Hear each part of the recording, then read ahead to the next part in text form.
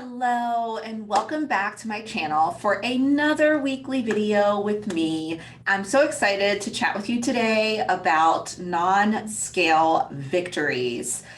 Oh my gosh, this is something that I wish I would have focused on more when I started my journey, and it's something that I try to tackle immediately with my new clients. Regardless of what program they're in, I'm always talking about focusing on non-scale victories. The scale cannot be the only way you are measuring your success.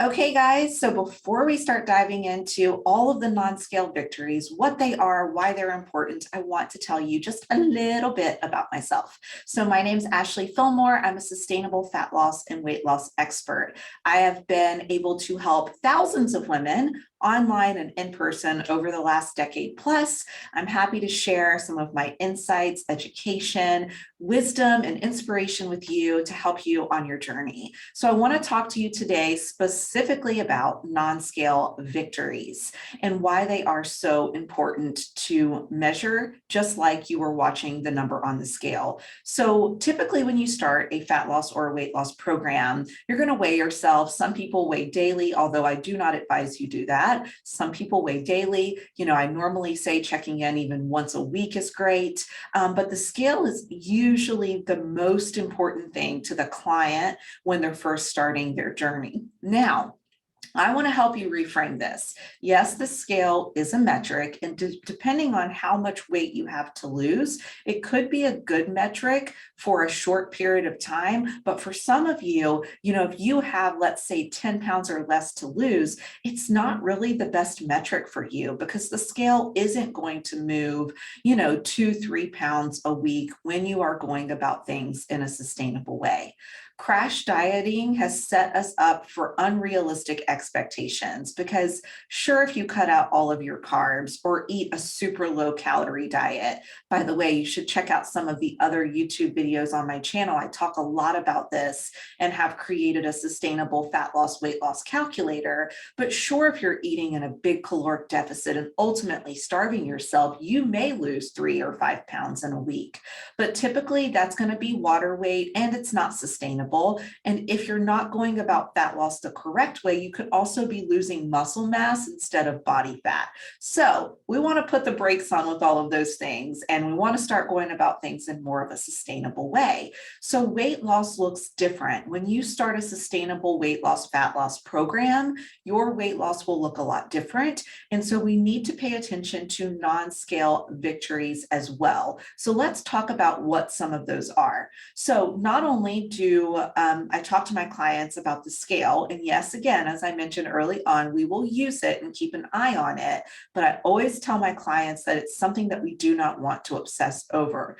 I also like to look at circumference measurements. So this would be your waist, your hips, your thighs, your arm. Those key sites are also going to tell us a lot about how your body is responding. I have literally seen clients not lose a pound, but lose inches. So if you're not measuring your body circumference around your waist, your hips, your thighs, and your arm and chest, be sure to start doing that because sometimes the scale is not going to move, but you will lose inches. And so we look at the circumference measurements along with progress photos. Progress photos are amazing because here's the thing, is the scale isn't going to tell you how much body fat or muscle mass you have.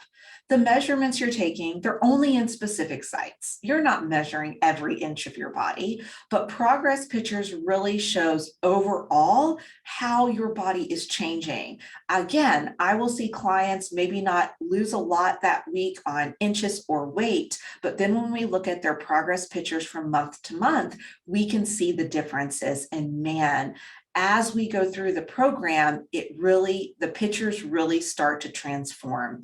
And truly, the pictures literally speaks so much. We don't even need to look at the measurements or the weight loss because we know that it's amazing. And so looking at the pictures is another great non-scale victory to pay attention to. So non-scale victories are things that you can measure and metrics that you can truly look to when you're trying to determine your success that's not related to the scale. So circumference measurements, progress photos, making sure that you're paying attention to your strength in the gym. Are you getting stronger? That's a non-scale victory. Are you lifting more weights in the gym? Do you have better stamina? Are you getting through your finishers better? Can you walk longer distances? Are you not winded when you go hiking? Those are things that are non-scale victories. Can you do more push-ups, more pull-ups? Anything, and it is truly relative to where you are with your strength, can be a non-scale victory when we look at the strength and working out category. Not only that, let's take a look at the biofeedback. Is your energy better? Is your mood better? Have your cravings decreased? Is your digestion better? Is your sleep better? In my opinion, that's a non-scale victory. If your cravings have gone down, your energy is high, and you're sleeping better, that's an amazing victory. In my opinion, even better than the scale. And so these are all things that you should be monitoring weekly. With my one-on-one coaching program, for example, all of the clients are submitting weekly progress assessments. So we're looking at circumference measurements. For some of them, we're looking at weight weekly, but not all. We're looking at the biofeedback markers like your energy, your sleep, your cravings, your recovery, overall how you're doing. Also paying close attention to your strength through your custom workout programs. Are you getting stronger from workout to workout? And overall, how do you feel? This is the best non-scale victory metric to measure your success is how are you feeling? Do you feel better? Do you like the way you look in your clothes? Are they fitting better? Those are other really important victories to pay close attention to, because here's the thing, the scale is not going to decrease every single week, and you have to have other metrics to truly look to when you're not seeing that decrease every single week. If you have metabolic damage or hormonal imbalances or other health problems, it may take a little while for you to see the scale move in the right direction. It doesn't mean that your results and your hard work your hard work's not paying off, and it doesn't mean that you're not getting results. You're still getting results, but it may not be showing up in the form of the number going down on the scale. It could be you're losing inches, you could be building muscle, you could be improving your digestion, fewer cravings, better sleep. Those are amazing things. And we need to start looking at those things and counting them just as important as the number on the scale, because the number on the scale is not predictable, my friends. And I know that deep down you probably know that, but it is not predictable. That number is going to fluctuate so much throughout the day. I mean, truly, you'll weigh one thing in the morning after you eat and drink and your food's digesting. You may notice that your weight should go up. And depending on what you eat for dinner, if you're retaining a little bit of sodium, maybe you're a little inflamed from a hard workout, maybe you're about to start your period, maybe you have other hormonal things going on. All of this is going to impact that number on the scale. And since it is so unpredictable, we need to start looking at other things to also measure our success, so we're not putting all of our eggs in one hat. Otherwise, you're going to be on this emotional roller coaster like this every single day.